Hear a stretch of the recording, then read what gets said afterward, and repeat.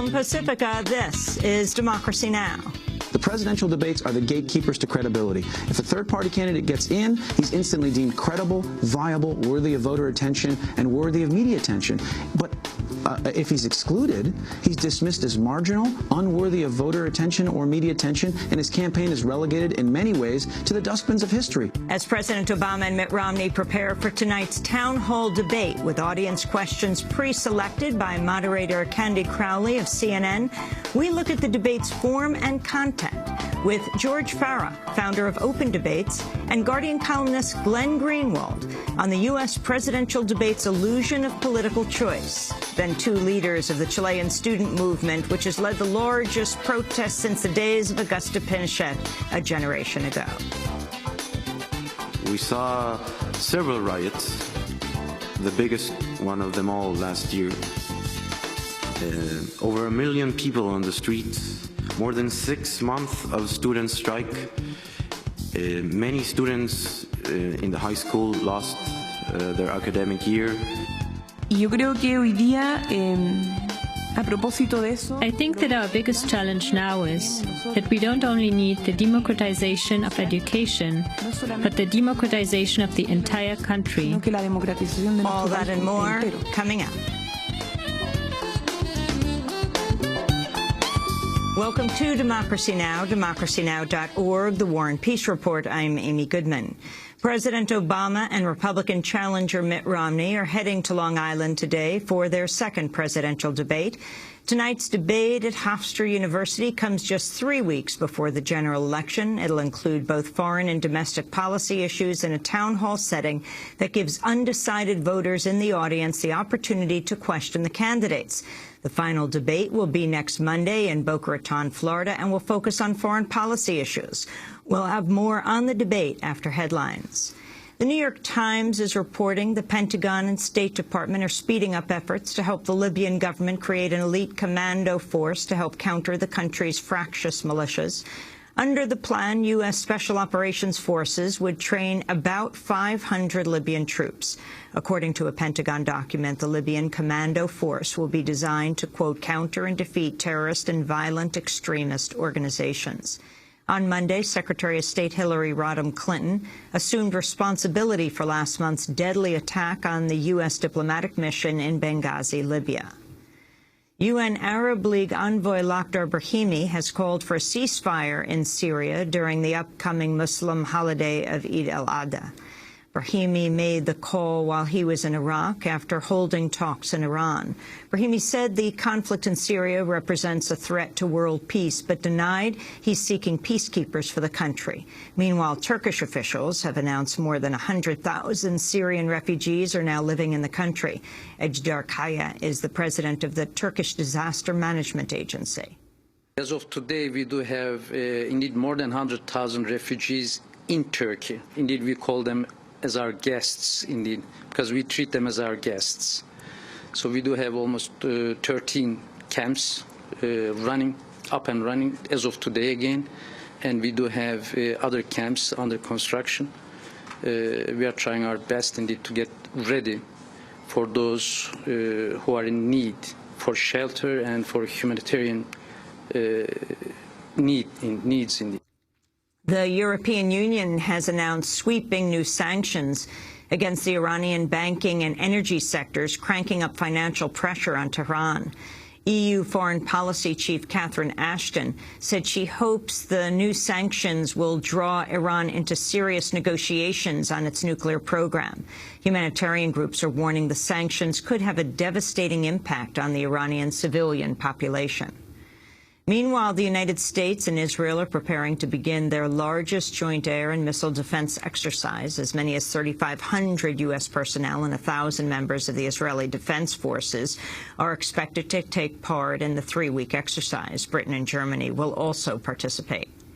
In news from Guantanamo, a U.S. military judge refused to allow a discussion about torture during a pretrial hearing Monday in the death penalty case against 5 prisoners, including Khalid Sheikh Mohammed, the alleged mastermind of the September 11th attacks. Before their transfer to the Guantanamo U.S. Naval Base in 2006, the defendants were held for years in secret CIA prisons where all 5 have said they were tortured during interrogations. David Nevin is an attorney for Khalid Sheikh Mohammed. I'm talking about the United States of America. Tortured my client for 3.5 years. It's a capital case. Do you think that's something I might want to talk to Mr. Mohammed about? Well, of course it is. But there, defined as contraband in the rules, is, quote, unquote, the detention of any detainee. Attorney David Nevin went on to criticize the overall court proceedings at Guantanamo. It is a court that is designed to achieve a conviction and to do it in such a way that the truth never comes out about what was done to our client, who did it, and why, and what it means. Thousands of protesters gathered outside the Portuguese parliament Monday night to protest sweeping austerity cuts and tax hikes in the country's budget for next year. The harsh new budget draft aimed at meeting the strict conditions of a massive European bailout would see the average income tax rise by more than 3%. About 2,000 protesters gathered Monday night to protest the budget and demand the resignation of the government. I am here today, like everyone else, protesting against the 2013 budget and against the government, which is always implementing new measures that don't make any sense and they don't live up to them. The Guardian reports a U.S. businessman has dumped about 100 metric tons of iron sulfate into the ocean off the Canadian coast as part of a risky for-profit geoengineering venture that appears to violate 2 international resolutions. California businessman Russ George dumped the iron to spark an artificial plankton bloom that now appears to stretch up to 10,000 square kilometers. The plankton's supposed to absorb carbon dioxide as part of a controversial tactic called ocean fertilization that could produce profitable carbon credits. But scientists have raised concerns the process could irreparably damage ocean life and might even worsen global warming. George has previously failed to conduct similar dumps near the Galapagos and Canary Islands, prompting the Spanish and Ecuadorian governments to bar his vessels. The recent dump happened in July off the west coast of Canada, where the head of the local Haida Nation said it was touted as a salmon enhancement project. The Haida Nation president said the local people would have rejected the project if they'd known of any potential negative consequences to the ocean. The National Oceanographic and Atmospheric Administration has announced September 2012 was tied for the warmest September on record worldwide. September marked the 331st month in a row with a global temperature above the 20th century average. The last below-average temperature for any month was February 1985. The American Civil Liberties Union has filed a class-action discrimination lawsuit against Morgan Stanley for peddling predatory subprime loans to African-American borrowers in Detroit. The lawsuit alleges Morgan Stanley lent billions of dollars to New Century, a now-defunct subprime lender, and pressured it to make loans to borrowers who could not afford them. Morgan Stanley later packaged the loans and sold them to pension funds and other large investors. Cuba's announced it'll scrap broad travel restrictions to make it easier for Cubans to travel abroad. For the first time in 50 years, Cubans will no longer need to obtain an exit visa and letter of invitation in order to leave the island. Beginning in January, Cubans will be allowed to simply show a passport and a visa from the country they're traveling to, if needed. The head of a soup kitchen in Ohio has accused Republican vice presidential candidate Paul Ryan and campaign staffers of ramrodding their way into the soup kitchen so that Ryan could get his picture taken washing dishes in the dining hall. According to news accounts, Ryan arrived at the soup kitchen after the food had been served, the patrons had left, and the hall had been cleaned. Photos show Ryan washing dishes that had reportedly already been cleaned. Brian Antall, president of the Mahoning County St. Vincent de Paul Society, criticized the Ryan team for using the soup kitchen for a staged photo op. Antall said, quote, "They showed up there and they did not have permission. They got one of the volunteers to open the doors. The photo op they did wasn't even accurate. He did nothing. He just came in here to get his picture taken at the dining hall," he said.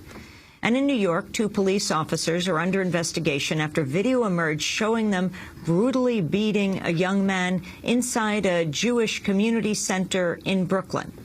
The officers claimed 21-year-old Ehud Halevi had attacked them during the incident last week, but surveillance video appears to contradict that claim. Instead, it shows one officer punching Halevi in the head, then delivering repeated blows, while a second officer appears to be holding him down. The second officer also beats Halevi with her baton for more than 2 minutes.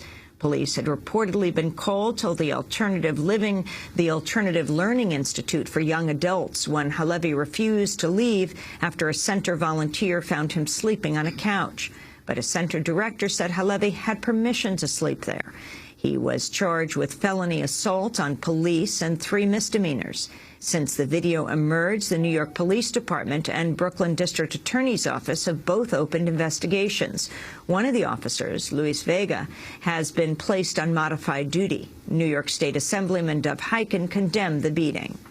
This behavior is unconscionable, and if not for the video camera to record what happened, we might actually believe that Ehud attacked the police officers, and he never did. He's charged with felonies. He's charged with all kinds of crimes.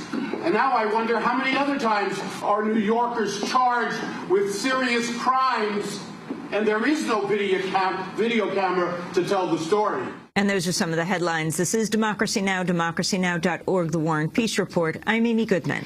And I'm Nermeen Sheikh. Welcome to our listeners and viewers around the country and around the world.